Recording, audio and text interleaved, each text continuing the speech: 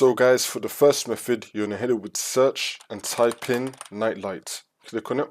Now once you're on this, make sure you have night light turned off. You're going to turn off night light. See if that works for you. If that's still not working, then for the second method, you're going to click on display. Now once this comes up, you're going to scroll down and then click on advanced display.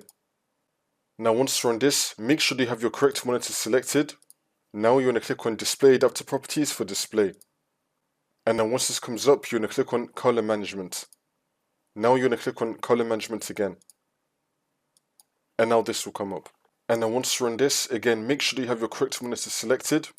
Now you're going to select use my settings for this device. You're going to tick this box. And now you're going to click on add. Now once this comes up, you're going to select sRGB right here. You're going to click on this and then click on OK, which should now add it right here.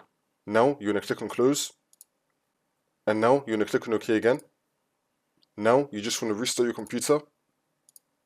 And then this should now fix your problem.